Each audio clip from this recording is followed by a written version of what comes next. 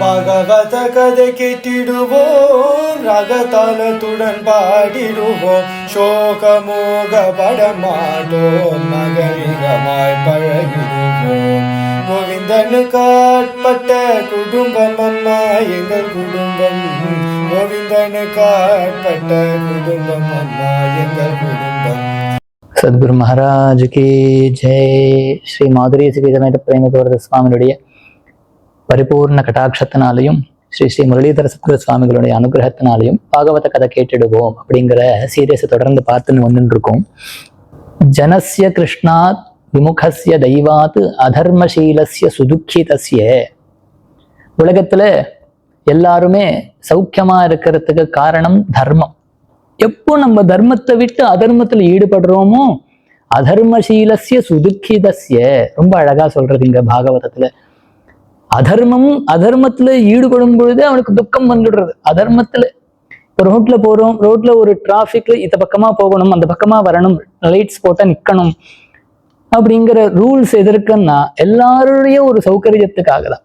ஆளுக்கு எப்படி வேணா இஷ்டத்துக்கு சஞ்சரிக்கலாம், போகலாம் வரலாம் அப்படின்னா அப்புறம் ஆக்சிடென்ட் நடக்கும், அவளுக்கு துக்கம் அப்படிங்கிறது தான் ஏற்படும். அப்போ ஒரு கட்டுப்பாடு அப்படிங்கிறது எல்லாருடைய சௌகரியத்துக்கும் வசதிக்கும் சந்தோஷத்துக்கும் சுகத்திற்கும். முதல்ல அதர்மத்தினால துக்கம். அந்த அதர்மம் எதனால வருதுன்னா கிருஷ்ணாத் விமுகஸ்ய தெய்வாத். எவனுக்கு நல்ல ஒரு கோவிலுக்கு போகணும், சுவாமியை சேவிக்கணும், ஒரு குருநாதர் சொல்ற பிரவச்சனங்கள் எல்லாம் கேட்கணும், காலங்காலத்தால் எழுந்ததுமே அப்படியே நாமா நம்மளுடைய நாக்குல வரணும், தினமும் ஒரு ஸ்லோகம் 10 ஸ்லோகமாவது பாகவதம் படிக்கணும், இப்படிங்கிற ஒரு சத் சங்கம் இருக்கு இல்லையா, அந்த கிருஷ்ண பக்தி, கிருஷ்ணருடைய திருவடி ஆசிரியத்தல் அப்படிங்கிறதுல இருந்து எப்பொழுது ஒரு மனுஷன் ஒரு ஜீவன் அந்த ஒரு சத் விஷயத்திலிருந்து வெளியில வந்து விடுபட்டு தனியா போறானோ அவனுடைய மனசு என்ன ஆறுது, எப்பொழுதுமே அதர்மத்துல பிரவேசிக்கிறது. என்ன மனசுக்கு பிடிச்சுக்கிறதுங்கிறது சுபாவமா இருக்கு. ஒரு மல்லிகை கொடி, அந்த கொடிக்கு படர்றது சுபாவம் அப்படின்னா அதுக்கு ஒரு பந்தல் போட்டு விட்டோமானால் அதுல படர்ந்துடும்.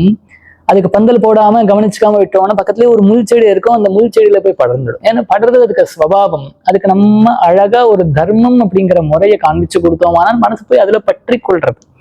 அதனால்தான் ஜனஸ்ய கிருஷ்ணாத் விமுகஸ்ய தெய்வாத் அதர்மசீலஸ்ய சுதுக்கிதஸ்ய அனுக்ரஹாயேஹ சரந்தி நூனம் பூதானி பவ்யானி ஜனார்தனஸ்ய. சரி, நான் கெட்டு போயிட்டேன் சுவாமி, எனக்கு அந்த பந்தல் போட்டு கொடுக்கல யாரும், பக்கத்துலயே முள் செடி இருந்தது, அந்த முள் செடியை போய் தொட்டுட்டேன், கெட்டு போயிட்டேன் துஷ்ட சங்கத்தினால. யாரோ 4 பேர் பேசிட்டு இருப்பா, ஏண்டா அப்படி பண்ற, அதுல என்ன லாஜிக் இருக்கு, இப்படி பண்ணு அப்படின்னு நல்லா நமக்கு என்னமோ புரிய வைக்கிற மாதிரி வந்து அதர்மத்தை சொல்லி கொடுப்பா. நானும் அறக்குறை ஞானம் இருக்கிறதுனால அதுல போய் விழுந்துட்டேன். இப்போ துக்கமும் பட்டு இருக்கேன். ஒரு துக்கம் அப்படிங்கிறது எனக்கு தெரியாமலேயே அந்த துக்கத்திலேயே இதுவே சௌக்கியம் அப்படின்னு நினைச்சுண்டு இல்ல சௌக்கியத்தை தேடிண்டு இருந்துட்டு இருக்கேன் பரம துக்கத்துக்குள்ள. ஆனா எனக்கு என்ன கதி அப்படின்னா, அப்படின்லாம் பகவான் கைவிட்டுட மாட்டானா. என்ன பண்றார், அவளை கைய ஆட்கொள்றதுக்காகவே மகான்களை அனுப்பி வைக்கிறாரா. அனுக்ரஹாயேஹ சரந்தி நூனம் பூதானி பவ்யானி ஜனார்தனஸ்ய. மகான்கள் நமக்காகவே பிறந்து, என்ன போல இருக்கிற அஜ்ஞானிகளுக்காகவே பிறந்து, அவ சும்மா ஏதோ ஒரு இடத்துல உட்காந்துன்னு மூக்கு பிடிச்சுன்னு அப்படியே உட்காந்துன்றாமே, எல்லா இடத்துக்கும் ஓயாம சஞ்சரிக்கிறா. ஒரு குருவை தேடிட்டு நாம தானே போகணும், ஆனா நாம போக முடியலன்னா குரு நம்மளை தேடின்னு வந்துடுறார். அனுகிரகா காரணம் என்னென்ன, ஏதாவது ஒரு பிரயோஜனம், சல்லி காசு பிரயோஜனம் உண்டா அவளுக்கு? அவ எங்கேயாவது ஒரு இடத்துல உட்காந்து எல்லாமே வேண்டான்னு விட்டுட்டு வந்தவா தானே. அவ திருப்பி ஒரு நம்ம கொடுக்குற ஒரு பொருளுக்காகவோ ஒரு விஷயத்துக்காக ஆசைப்பட்டா வருவாவா? அப்படி வரவாளா இருந்தா ஏன் எல்லாத்தையும் விட்டு முதல்லயே வரப்போறா? அதனால அவளுக்கு பொருள் ஆசை கிடையாது, ஒரு புகழாசையும் கிடையாது. அவ எதுக்காக வரான்னா அனுகிரஹாயேஹ சரந்தி நூனம். 7 நாள் சப்தாகம் பண்ணார் ஸ்ரீ சுகர். ஒரு காசு சம்பாவனை வாங்கினாரா, பட்டுன்னு மறைஞ்சு போயிட்டார். பரீட்சித்து மோட்சத்துக்கு போன உடனே 7 நாள்ல அவர் உட்கார்ந்ததுக்கு காரணம் என்னன்னா, அனுகிரகாயேக சரந்தி நூனம், பரீட்சித்த எப்படியாவது மோட்சத்துக்கு அனுப்பணும் அப்படிங்கிற ஒரே ஒரு அந்த கிருபையை தானே தவிர வேற ஒண்ணும் இல்லை. பூதானி பவ்யானி ஜனார்தனஸ்ய. ஒரு கோவர்தனன் அப்படின்னு ஒரு சாது, அவருடைய மனைவி கமலா அப்படின்னு பெயர். 2 பேருமே அப்படியே ஒரு நல்ல குணங்களுடைய தம்பதி. கமலாவும் ரொம்ப பதிவிரத்தை, இவரும் நித்தியமும் அனுஷ்டானங்களை பண்ணிண்டு, ஏதோ ஒரு ஜபம் பண்ணிண்டு, கிருஷ்ண சரணத்துல ஒரு துளசி போட்டு அர்ச்சனம் பண்ணிண்டு, நித்திய பூஜையா கிருஷ்ணருக்கு பூஜை பண்ணிண்டு, பாகவதம் படிச்சுண்டு, ராமாயணம் கதை கேட்டுண்டு, நித்தியமும் விஷ்ணு சஹஸ்ரநாமாதிகள் எல்லாம் பாராயணம் பண்ணிண்டு இப்படி காலத்தை ஓட்டுறவர். இவருக்கு இருக்கிற பக்திக்கு அனுகூலமாகவே நடந்துக்கக்கூடியவளான கமலை மகாபதிவிரத்தை இவருக்கு என்ன வேணுமோ எடுத்து வச்சுருப்பாள், எடுத்து கொடுத்துருப்பாள், பூ தொடுத்து கொடுத்துருப்பாள், இவரும் சேர்ந்துண்டு பக்தி பண்ணிட்டு இருப்பாள். அப்படி ஒரு பதிவிரத்தை, அழகான ஒரு குடும்பம், தம்பதி. ஒரு சமயம் எதர்ச்சையா விஷ்ணுதாசர் அப்படிங்கிற ஒரு மகான், ஒரு சாது, கௌபீனம் கட்டிண்டு அலையக்கூடிய ஒரு சாது, ஞான பக்தி வைராக்கியங்கள்லாம் புஷ்டியா இருக்கக்கூடியவர், ஒரு மகான். இப்படி லோக சஞ்சாரம் பண்ணிட்டே இருந்தார். இந்த தம்பதி இருக்கிற ஊருக்கு வந்தார். ராத்திரி வேளையா இருந்தது. அந்த காலத்துல எல்லா வீட்டு வாசல்லையும் ஒரு திண்ணை இருக்கும். அதிதிகள் எல்லாம் விசிராந்தி எடுத்துக்கிட்டும், வழிபோக்கர்கள் எல்லாம் வந்து தங்கிட்டு போகட்டும் அப்படின்லாம் ஒரு உத்தேசத்தினால எல்லாரும் வீட்டு வாசலையும் ஒரு திண்ணையை கட்டுவா. அப்படி இந்த சாது வந்தார். இந்த கோவர்தனுடைய கமலாவனுடைய ஒரு பாக்கியம், அன்றைக்கு இவா வீட்டு வாசல்ல அந்த திண்ணையில படுத்துக்கணும்னு இவருக்கு தோணித்து வந்தார். ஒரு துண்டை உதறினார், கீழே திண்ணையில போத்துட்டார், இப்படி படுத்துட்டார். காலமே எழுந்து கோவர்தன் கதவை திறந்து பார்த்தா ஒரு சாது அங்க விசிராந்தி எடுத்துட்டு இருக்கார். உடனே கமலாவை கூப்பிட்டு சொல்றார், கமலா கமலா, நம்மளுடைய பாக்கியம், யாரோ ஒரு பாகவதோத்தமன் நம்ம வீட்டு திண்ணையில படுத்துட்டு இருக்கார், நமக்கு ஒரு பெரிய பாக்கியம் கிடைச்சிருக்கு, அவருக்கு அதிதி பூஜைகள் எல்லாம் பண்ணுவோம் அப்படின்னு. உடனே கமலாவும் ரொம்ப சந்தோஷப்பட்டார். அவர் எழுந்ததுமே வீட்டுக்குள்ள கூப்பிட்டு போனார். அவருக்கு பாத பூஜை எல்லாம் பண்ணினார். அவர், நீங்க கொஞ்ச நாள் எங்க ஆதிலேயே தங்கணும், எங்களுடைய ஆதித்யங்கள் எல்லாம் நீங்க ஸ்வீகரிச்சுக்கணும், எங்களுடைய பரமபாகியம், தர்சனாதேவ சாதவகா அப்படின்னு சாதுக்களுடைய தரிசனமே அப்பேற்பட்ட பாக்கியம்னு சொல்லப்படுறது, நீங்க எங்க ஆத்துல தங்கணும் அப்படின்னு கேட்டுக்கிறா. அவரும் சரின்னு சொன்னார். இந்த ஆத்துல தங்குறதுனால ஏதோ நமக்கு 3 வேளைக்கு நமக்கு சாப்பாடு கிடைக்கும், கொஞ்ச நாளுக்கு தங்கறதுக்கு ஒரு இடம் கிடைச்சதே அப்படின்னு நினைக்கக்கூடிய அவர் அல்ல. அதுக்காகவும் அவர் தங்கல. இவளுடைய பக்தியை பார்த்தார், அவருக்கு உருகி போயிடுத்து. எப்படி இருக்கா இவா சாதுவா, இவர்களுடைய பக்திக்கு கட்டுப்பட்டு அவர் அங்க தங்கறதுக்கு ஒத்துண்டார். நித்தியமும் அவருக்கு கைங்கரியம் பண்றா. 2 பேருமா சேர்ந்து அவர்கள் சொல்ற உபதேசங்கள், பாகவதன் கதை, அவர்கள் நித்தியமும் கீர்த்தனம் பாடின்றிருப்பார், அந்த கீர்த்தனத்துல கலந்து கொள்றது, அவருக்கு தேவையான கிருஷ்ண பூஜைக்கு தயார் பண்ணி கொடுக்கறது, அவர் பூஜை பண்றது, இவர் அழகு பார்க்கறது, அந்த பூஜையை ரசிக்கிறது, எப்படி ரசிச்சு ரசிச்சு உருகி உருகி கிருஷ்ண பூஜை பண்றார் அப்படிங்கிறதெல்லாம் அவர் பார்த்துண்டு அப்படி ஒரு குரு பக்தி பண்ணிட்டு குருநாதருக்கு கைங்கரியம் பண்ணிட்டு ரொம்ப சந்தோஷமா வந்துட்டு இருக்கான். ஒரு நாள் பார்த்தார், நாமளோ ஒரு சன்னியாசியா இருக்கும், சாதுவா இருக்கும், ஒரு இடத்துல உட்கார்றது என்னதான் இருந்தாலும் சரியில்லை, இவளுடைய பக்தி இருக்கட்டும், வாஸ்தவம் தான், அதுக்கு குறைச்சல் இல்லை, ஆனா நம்ம ஒரு இடத்துல தங்கிடக்கூடாதே, கிளம்புவோம் அப்படின்னு நினைச்சுன்னு நான் போயிட்டு வரேன் கோவர்தனா அப்படின்னார்.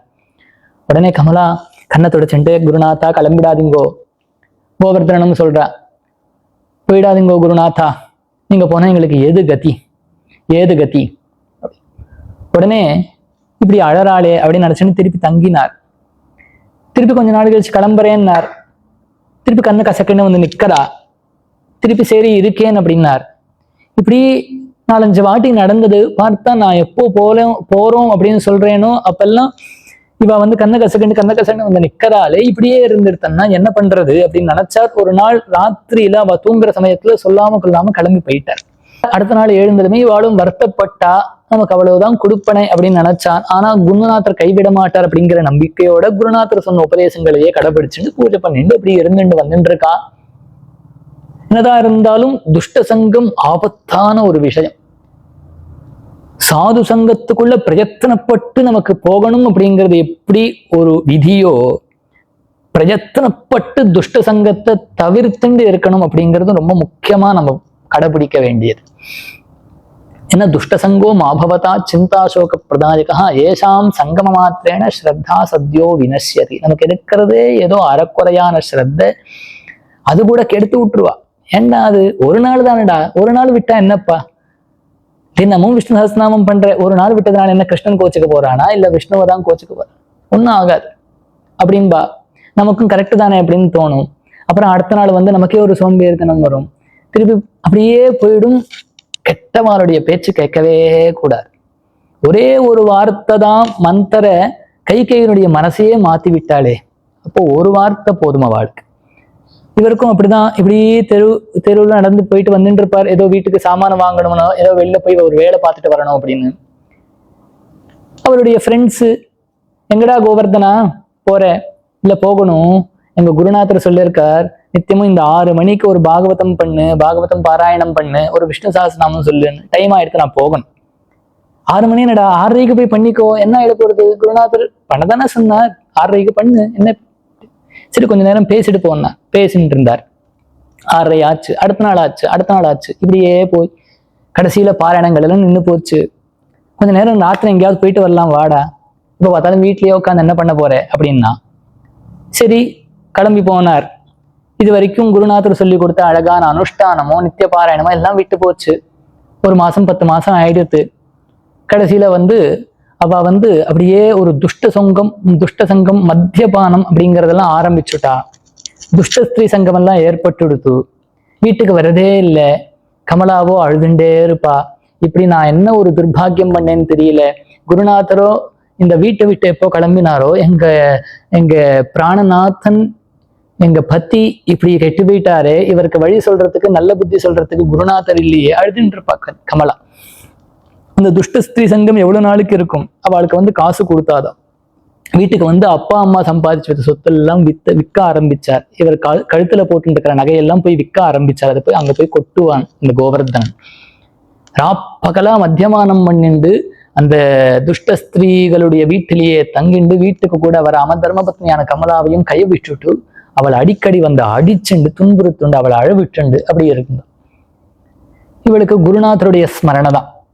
ஒரு நாள் கண்ணீரை விட்டு மனம் உருகி அப்படி அழுதுண்டு இருக்க, பிரார்த்தனை பண்ணிட்டு இருக்க, குருநாதரே கோவர்தனா அப்படின்னு ஒரு குரல் கேட்கறது. கம்பீரமான குரல். கமலாக்கு போன உயிர் திரும்பி வந்த மாதிரி ஆயிடுத்து. கிடுகிட்டுன்னு ஓடி வந்தா. சுவாமி உள்ள வாங்கோ, குருநாதர் வரார், விஷ்ணுதாசர். உள்ள வாங்கோ. ஆசனம் போட்டு அமர்த்தி இப்படி பல நாளாச்சாவா சாப்பிட்டு நிம்மதியா தூங்கி அழுதுண்டே இருந்ததுனால கண்கள் எல்லாம் அப்படியே உள்ள போய் உடம்பெல்லாம் மெலிஞ்சு போய் சாப்பிடாததுனால அப்படி இருக்கிற கோலத்தை பார்த்து, என்ன ஆச்சு கமலா, ஏன் இப்படி இருக்க, என்ன விஷயம்? இப்படி நடந்ததெல்லாம் சொன்னா. சுவாமி நீங்க கிளம்பி போயிட்டேல், எங்க பத்தி இப்படி கெட்டு போயிட்டார், வீட்டுக்கு வர்றதில்லை, என்ன கத்தினே தெரியல. அந்த சமயத்துல நீங்க வந்தேள். பட்டன புறப்பட்டார். பேர்பெட்ட சாது தயங்கவே இல்லை. தன்னுடைய சிஷ்யன் அத்தகைய வீட்டுல இருக்கான்னு தெரிஞ்சதும் தயங்காம நேர கிடுன்னு கையை வீசிண்டே போனார். அந்த கதவை தட்டுறார். கோவர்தனா கோவர்தனா கதவை தட்டுறார். அந்த குரல் காதுல விழுந்ததோ இல்லையோ, மத்தியபானம் எல்லாம் பண்ணி ஒரு போதையில இருக்கிற அவன் தெளிஞ்சு எழுந்து வரான். தர்சனாதேவ சாதவா. கதவை திறந்து அந்த குருநாதரை பார்த்ததும் ஆடி போயிட்டான். கண்ணில இருந்து தாரதாரையா ஜலம் வருது. கைய வேற அவர் பிடிச்சுட்டார். அந்த ஸ்பர்ஷ தீட்சை தரிசனத்தினாலேயே பலனை கொடுக்கக்கூடியவர். ஒரு தொட்டார் அப்படின்னு அப்புறம் கேட்கவா வேணும். அவனுக்கு அப்படியே மேனி புலகாங்கிதமாயி தாம் பண்ணின நினைவுகள் எல்லாம், தப்புகள் எல்லாம் நினைவுக்கு வர, முன்னாடி குருநாதர் பண்ற உபதேசங்கள் எல்லாம் நினைவுக்கு வருது. இப்படி ஒரு அபச்சாரப்பட்டுட்டோமே, தர்மபத்னியை அடிச்சு துன்புறுத்தினோமே, நாம இப்படி ஒரு கெட்ட மார்க்கத்துல போயிட்டோமே அப்படிங்கிற ஒரு பச்சாத்தாபம் ஏற்பட்டு அழுதுண்டே இருக்கான். அவனை பிடிச்சுண்டு இழுத்துண்டு வரார் வீட்டுக்கு.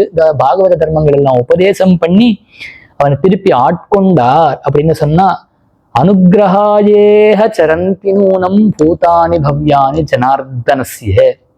அந்த ஜனார்தனனே கதி அப்படின்னு இருக்கக்கூடிய பாகவதோத்தமர்கள், மகான்கள், அவர்களுடைய ஹிருதயத்துல எப்பொழுதுமே நாமாதான், எப்பொழுதுமே பகவானுடைய திருவடிதான் வேற எதுவுமே இருக்காது. அத்தகைய கல்மஷமற்றவர்களான அத்தகைய மகான்களுடைய தரிசனம் நம்மளுடைய மனசை மாத்திடும். அவ அங்கேயும் இங்கேயும் அலையிறது நமக்கு அனுகிரகம் பண்றதுக்காகவே.